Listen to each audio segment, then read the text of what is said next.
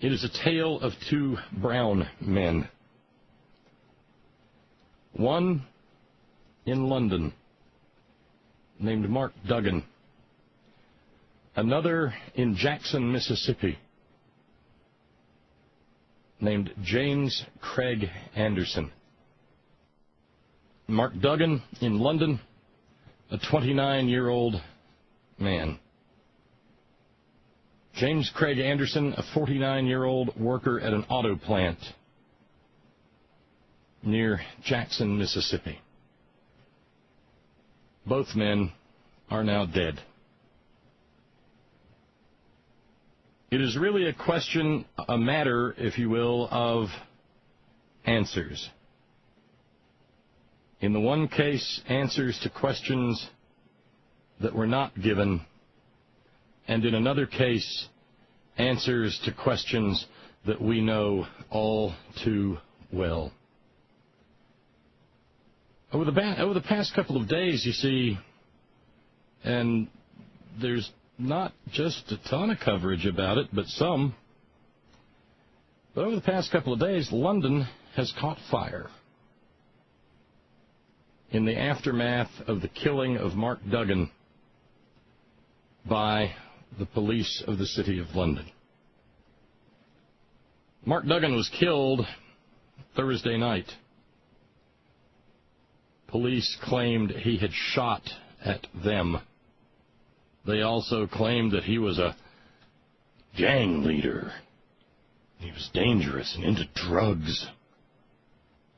They made all manner of scurrilous claims about Mark Duggan, the police did. He turned me into a newt. No. They claimed that a bullet lodged in a London policeman's radio microphone proved that Mark Duggan had fired on them. Forensics tests received by The Guardian, however, now show that the bullet was police issue.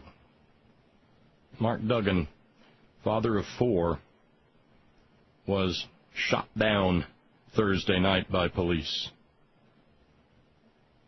Members of his family went to the police station on Tottenham Road seeking answers. They were going to hold a 1-hour vigil. Over the course of 48 hours, the police refused to speak with Mark Duggan's family whatsoever. And then it began to turn nasty. Very nasty. With gangs of youths allegedly running rampant through London, burning and looting. The video that I saw was quite stunning. Scotland Yard described the violence as disgraceful. Oddly enough, Scotland Yard did not describe the gunning down of a 29-year-old father of 4 as disgraceful. There may be an initial cause, but there are always underlying factors. What kind of a future does a 16-year-old Londoner have as the worldwide austerity flu gnaws away at the entrails of society? What kind of future? The social safety net in England, the United Kingdom, is being torn at by the money. But as I said, we begin the program this evening with the story of two men. Mark Duggan being the one. But the other story is the answers that we know all too well. The story of James Craig Anderson, 49 years old, worked at an auto plant in Mississippi.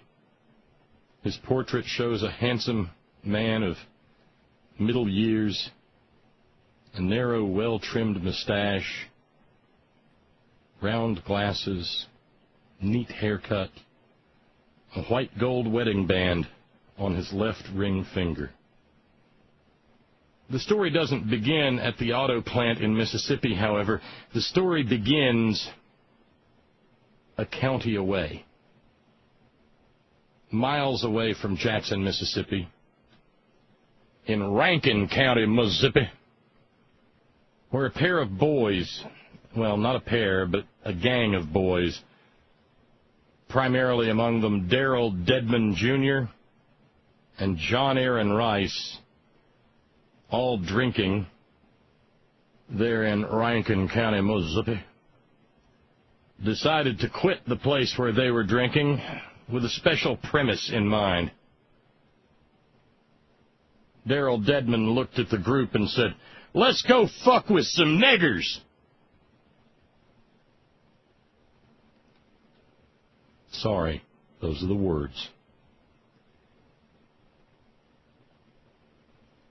They piled into a pair of vehicles, a green truck and a white Cherokee. They drove 16 miles down Interstate 20 to the western edge of Jackson, Mississippi, which is predominantly and historically an area where black families live. They pulled off the exit ramp of I-20, and the auto plant sits right by the ramp. That's where they saw James Craig Anderson standing near his car.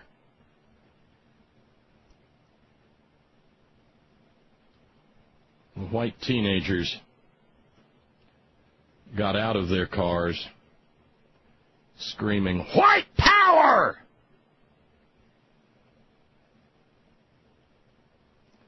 And they beat James Craig Anderson, 49 years old, remorselessly, repeatedly, continuously. And he crawled to his feet, and being a man, stood up. And it's all on videotape, and CNN, whose story this is, CNN has the videotape. He staggers into view in the videotape and walks toward the headlights of the truck. The Dedman pickup truck. How apt, how apropos that name, Dedman. At which point, the driver of the truck guns it and runs right over James Craig Anderson and then speeds away from the scene. Cowardly little teenage night riders that they were.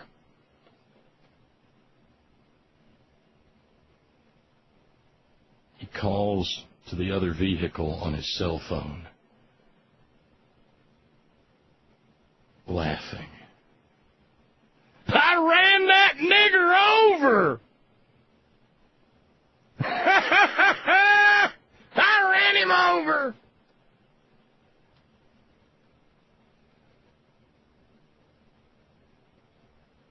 They had a bond hearing.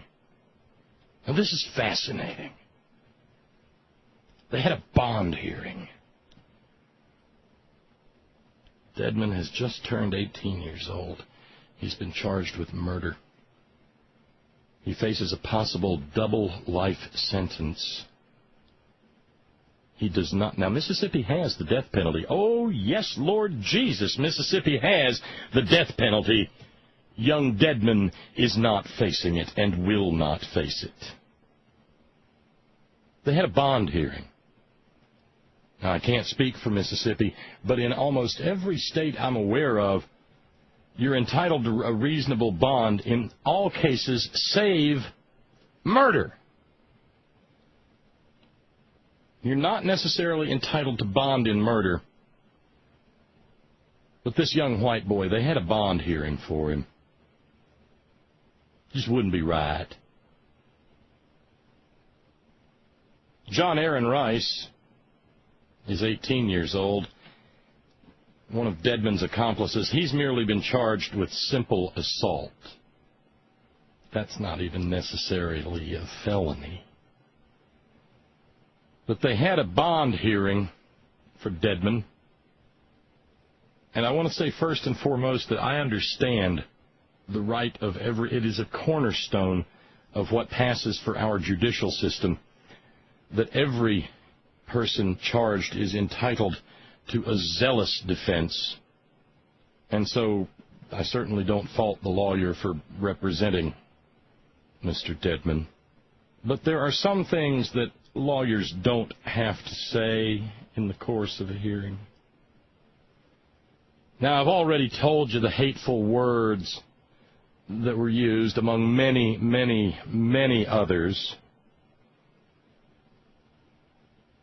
And when these things were brought forward at the bond hearing, his lawyer rose to his feet and said he didn't see anything to back up the racial allegations.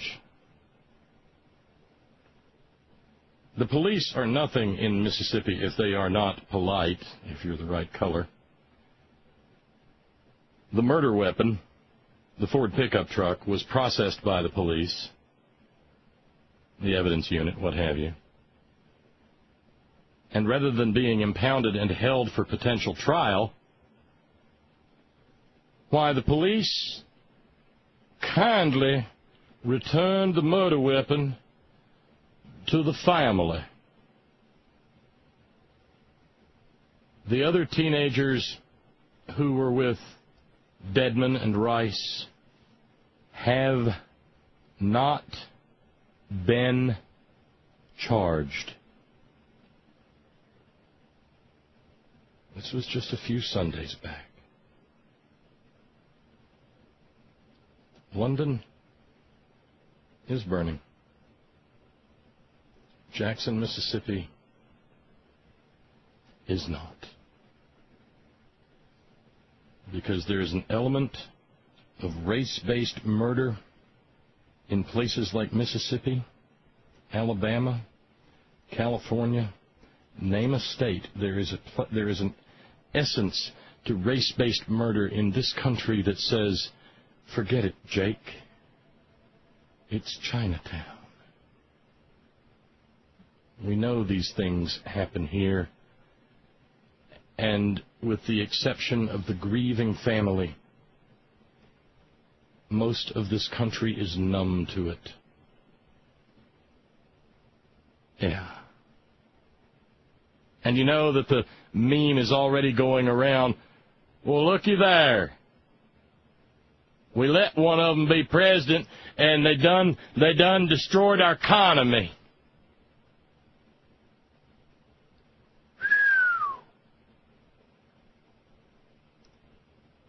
It's a hot, hot summer. And something tells me it ain't going to cool off anytime soon. 23 minutes before the hour, you're listening to America's listener-supported liberal voice. You're listening to The Horn. We'll be back with your phone calls. The lines are open. 877-443-2366, 877, the numeral 4. Head on your nickel, 304-658-3333. My God, there's a huge stack of stories. We've barely scratched the surface. But what we began with, I couldn't see any way to begin with anything else, because it has an emblematic quality to it. And there's nothing else, let it be said, that as blood cries out from the ground for justice, we heard it and we listened. I'm Bob Kincaid.